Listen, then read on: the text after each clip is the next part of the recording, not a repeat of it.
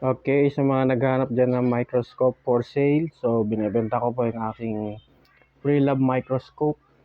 So ayan po yung ginagamit natin sa pang-vlog na binocular. So ito po ay SC40, 41. Ayan po.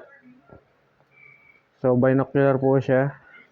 So ito po yung itsura niya. So binibenta ko to ng 6,000. Ayan po. At may kasama na siyang ring light. Ting ring light. Yan. Original ring light from Japan. Tapos ito yung arm na kasama na pang Olympus SA. Ayan. So ang wala lang po dito yung base para tumayo siya. So ngayon gagawin nyo, pag binili nyo to, pwede nyo dalhin sa welding shop para paggawan nyo ng base. Ayan, para tumayo. So meron naman yung mga holes dito. Pwede yung butasan yung ayan. Diba? So yun lang ang dyan gagawin nyo para tumayo. Tapos ilalagay nyo na dito yung microscope. So magagamit nyo na siya. Pero kung meron naman kayong dito na stand, boom stand, so plug and play na lang yan. Kasi meron na tayong microscope ngayon.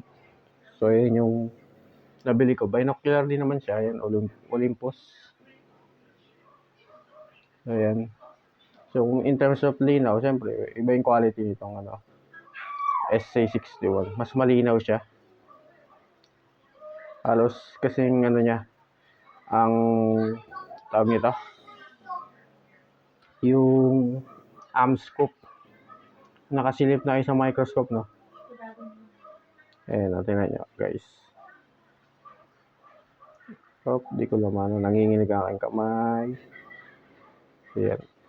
Pag i-zoom yan, ayan na.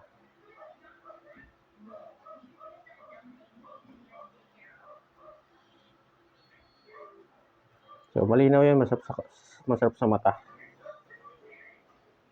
So yan, binili natin itong Olympus. Pero ito sa mga beginner, so isipin nyo, gamit ko almost 2 years. Almost 2 years. Simula natuto tayo mag motherboard level repair, ito yung gamit natin sa mga vlog. Ayan yun. So ngayon, nag-upgrade lang ako.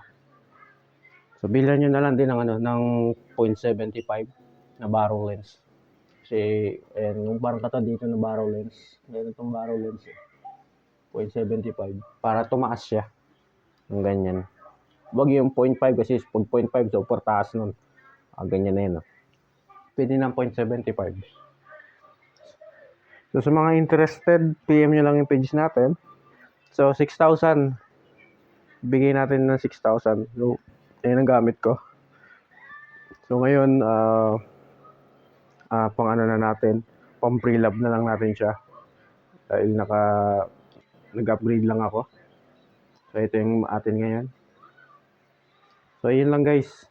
PM nyo lang ang ating page para ibenta ko sa inyo. Pwede natin isi-ship ko sa inyo. Hindi kasama yung shipping fee sa 6,000. Kahit pag-add na lang kayo 500 for shipping fee. So guys, maraming salamat. So ayun yun. Bye-bye.